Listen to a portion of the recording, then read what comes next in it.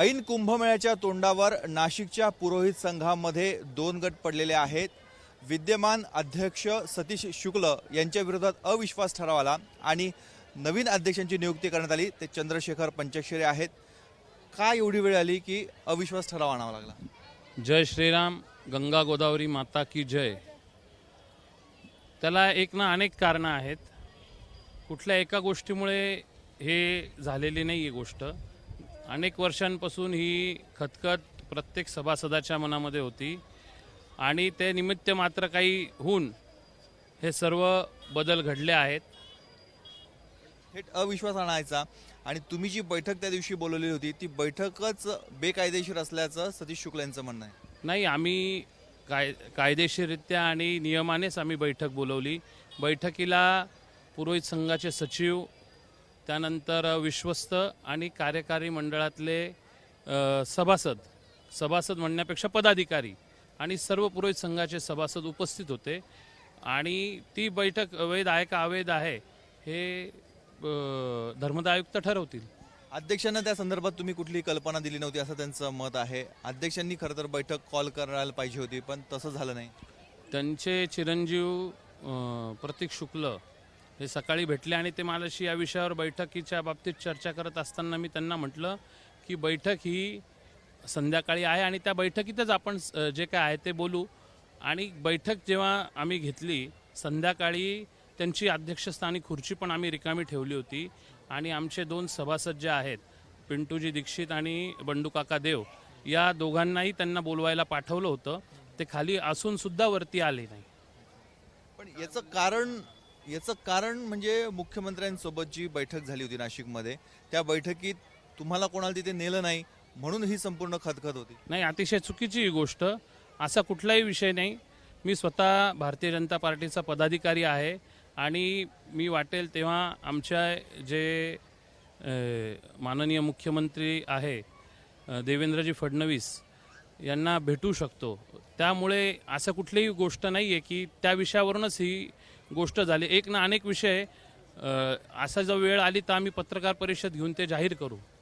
पण कुंभमेळा तोंडावर आहे, तारखा जाहीर झाल्या पुरोहित संघाच्या माध्यमातून, अशा वेळेस असा वाद उफाळून येणं हे कुठंतरी अशोभनीय आहे असं वाटत नाही?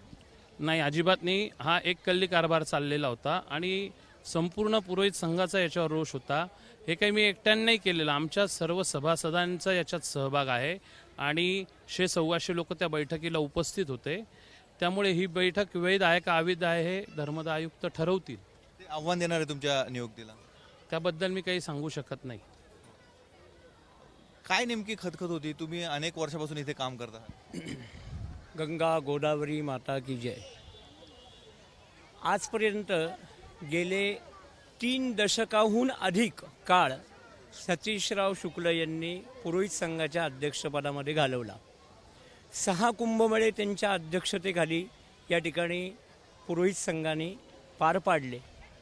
परंतु एककल्ली कारभारामुळे प्रशासन, राज्य शासन, स्थानिक प्रशासन हे सर्व पुरोहितांवरती म्हणजे सतीश काकांपासून तर थेट तळागाळातला आमचा जो पुरोहित आहे ह्याच्यावरती नाराज एका व्यक्तीमुळे होत होते। म्हणून या ठिकाणी संपूर्ण सभासदांनी एकमताने या ठिकाणी निर्णय घेऊन अविश्वास घेऊन या ठिकाणी त्यांची नियुक्ती म्हणजे चंद्रशेखर पंचाक्षरी गुरुजी यांची नियुक्ती करून त्यांचं या ठिकाणी गच्छंती या ठिकाणी केलेली आहे। सतीश शुक्लांचं स्थान काय असणार आहे पुरोहित संघात? त्यांनी पुरोहित संघामध्ये निश्चितच त्यांचा मार्गदर्शन हे सगळ्यांनाच लाभणार आहे। त्यांनी ज्येष्ठ मार्गदर्शकाच्या भूमिकेमध्ये त्यांनी असावं। त्यांच्या मार्गदर्शनाची नितांत गरज आहे, सगळ्या पुरोहितांना गरज आहे। त्यांचा अनुभव, त्यांचं जे कार्य आहे पुरोहित संघाप्रती, परंतु कुठेतरी मन दुखवले गेलेले आहे प्रत्येकाचे। शासनाचे देखील, पुरोहितांचे सोडूनच द्या तर शासनाचे देखील सुद्धा मनामधून या ठिकाणी त्यांची प्रतिमा मलिन ही डागाळलेली आणि कुठेतरी हाच सभासदांनी विचार केला की एका व्यक्तीपायी ते पूजनीय आहेच निश्चितपणाने, प्रत्येक पुरोहित त्यांचा वयामानानुसार त्यांचा आदरातिथ्य सगळं आदरणीय आहेच, परंतु कुठेतरी मलिन होत होती पुरोहित संघाची प्रतिमा ही डागाळली जात होती। म्हणून त्यांचं स्थान हे ज्येष्ठ मार्गदर्शनाचं मार्गदर्शक म्हणून या ठिकाणी असणार आहे।